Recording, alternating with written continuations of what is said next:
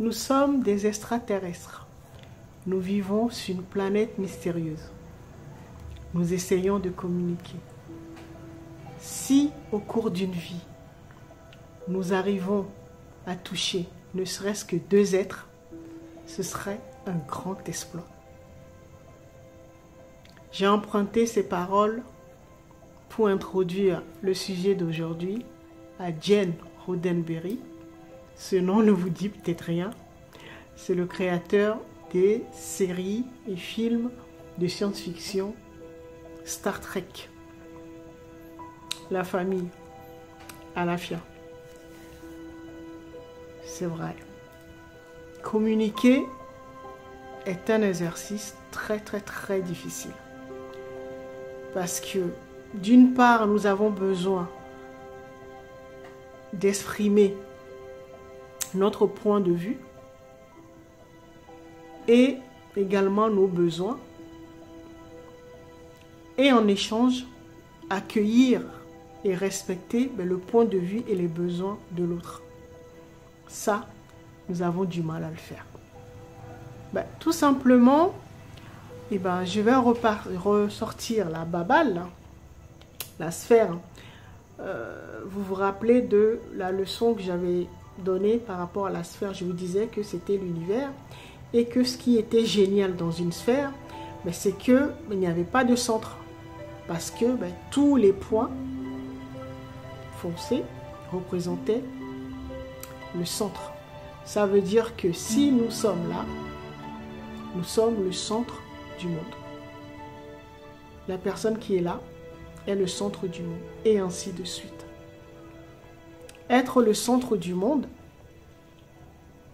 ça veut dire que c'est notre point de vue ou notre manière d'appréhender la vie qui compte.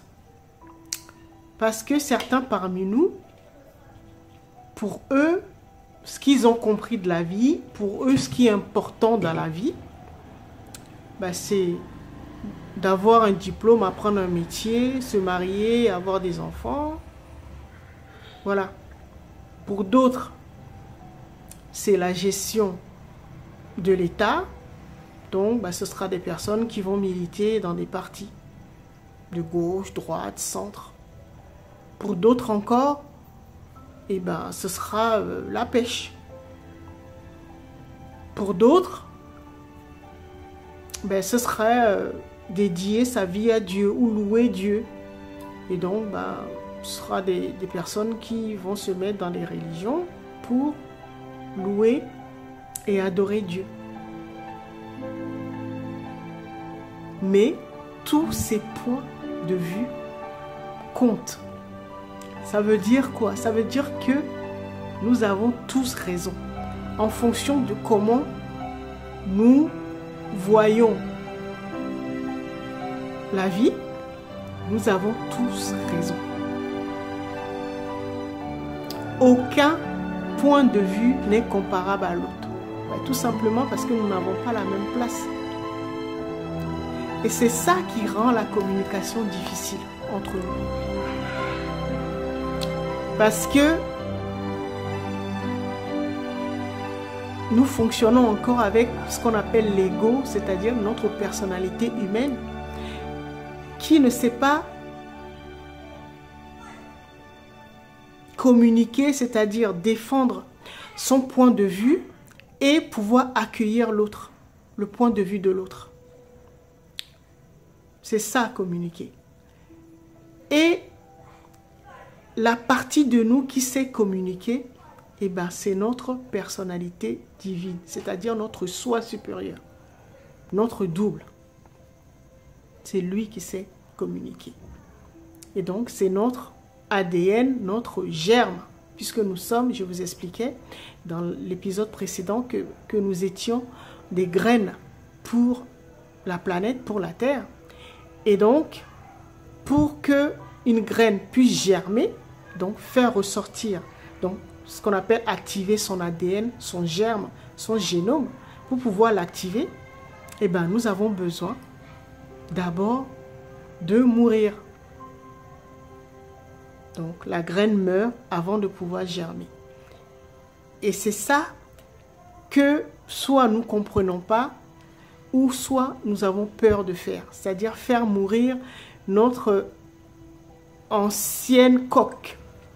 Parce que la graine, pour germer, se défait de sa coque, de son corps.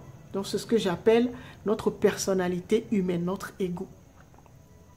Parce que notre soi supérieur, notre double, notre rayonnement, notre Christ intérieur, lui, il sait communiquer.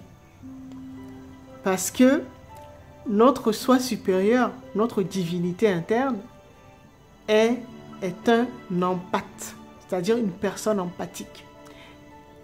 Vous savez ce que c'est que l'empathie? L'empathie, c'est être capable de se mettre, tout en restant soi, de se mettre à la place de l'autre.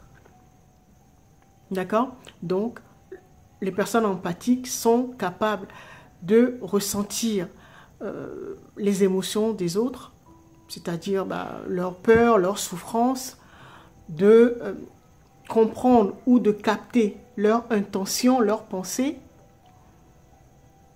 d'être capable, les empathes sont capables de voir le potentiel ou le germe qui est contenu dans chaque être, donc le potentiel dans chaque être. Les empathes sont capables de faire ça. Les empathes, en fait, ce sont les personnes qui ont réussi à fusionner ou activer leur génome, c'est-à-dire leur ADN ou leur soi supérieur. Tout ça pour dire quoi?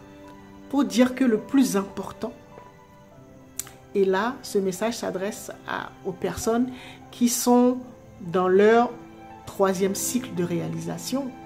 Je vous ai dit que le premier cycle, c'était juste de collecter de l'information. Le 2e cycle, c'était d'en faire l'expérience. Et le 3e, ce sont les créateurs par excellence. Et donc, ces créateurs, ce sont les personnes qui ont pu obtenir ce qu'on appelle le pouvoir de la manifestation, donc l'élément terre, et donc ils sont capables de modifier le cours des événements, de créer la vie de leurs rêves, d'accord? Et ces personnes-là, ces empathes, en fait, ce que vous devez comprendre, c'est que ce sont des personnes qui ont réussi à se défaire de leur personnalité humaine. Ça veut dire que tant que nous n'avons pas réussi à germer, à faire ressortir le meilleur de nous, l'élément terre, c'est-à-dire le pouvoir de la manifestation, sera très, très difficile. Tout simplement parce qu'il faut développer l'empathie. Si vous avez quelque chose à faire, c'est développer l'empathie. Pourquoi? Parce que l'empathie va vous permettre, tout en restant vous, tout en gardant votre point de vue, va vous permettre de pouvoir communiquer. Communiquer dans le sens de communier avec tous les êtres, pas seulement les êtres humains, les plantes, les animaux, les pierres, tout. Parce que l'empathie est le guide de l'élément terre, c'est-à-dire le pouvoir de manifestation. L'empathie vous permet de pouvoir télécharger, donc vous communier avec l'autre pour pouvoir télécharger, c'est-à-dire faire une copie des richesses qui sont contenues dans son âme. Ce qui fait de lui, avec sa position unique, qu'il a pu développer peut-être la sérénité. Il y a des gens, quoi qu'il arrive, ils restent sereins. D'accord? C'est ça